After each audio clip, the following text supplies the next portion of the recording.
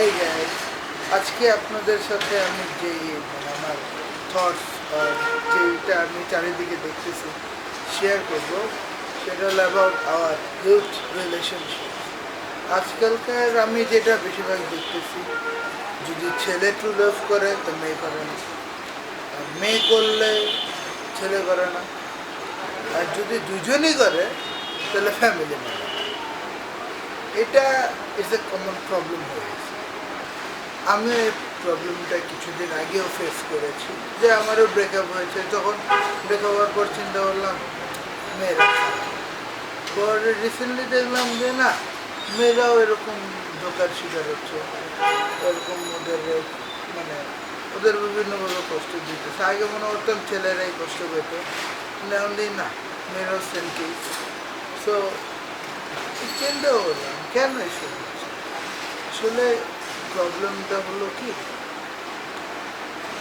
আসলে আমি নিজেও জানি প্রবলেমটা কি, কিন্তু যেটা আমি দেখতেছি সব জায়গায়, যে যদি আমরা ট্রু লাভ করি ছেলেরা, তাহলে মেয়েরা ঠিক করে, মেয়েরা ট্রু লাভ করলে ছেলেরা ঠিক করে, আর যদি দুজনই ট্রু লাভ করে তাহলে ফ্যামিলি ঠিক করে।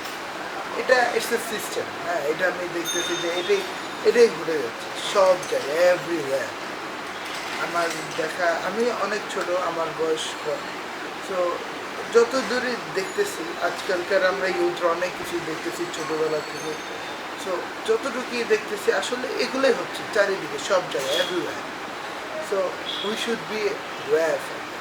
আমাদের আমাদের লাইফের প্রত্যেকটা স্টেপ খুব কেয়ারফুলি নেওয়া উচিত, আর এসব থেকে একটু বিরত থাকাই ভালো।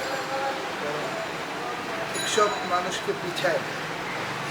তাদের নিজস্ব যে গোল, যেটা গোল থেকে পিছায় দেয়। আবেগ এই জিনিসটা আমাদের অনেক পিছিয়ে দেয়। হ্যাঁ, লাকি পার্সেন্ট আছে, বলবো না। হ্যাঁ, 95-এর মধ্যে 5% আছে যারা এইটাকে অ্যাজ আ পাওয়ার হিসাবে ব্যবহার করে দে আর ইন সর্ব অনেক উপরে উঠেছে। যেমন আমাদের সবার ফেভারিট শাহরুখ খান, সে গৌরী খানকে বিয়ে করার জন্য স্টাবলিশ হবে। ওর একটা বড় ড্রিম ছিল, মানা বলবো না, ওর একটা বড় ড্রিম ছিল। বাট ওর পিছনে কিন্তু গৌরী খানের অনেক বড় অবদান আছে, ওর যে রিলেশনশিপ আছে। কিন্তু এরকম খুব রেয়ার। আমরা যেটা আশা করি যে না, আমরা হয়তো বা রেয়ার, আমাদের বেলা এটা হবে না। আসলে না, খুব লাকি পার্সেন্ট যারা আছে, লাকি পার্সন যারা, তারাই এরকম হতে পারে। আর যারা অর্ডিনারি পার্সন লাইক মি, তারা এরকম হতে পারে। So we should be aware for. Thank you.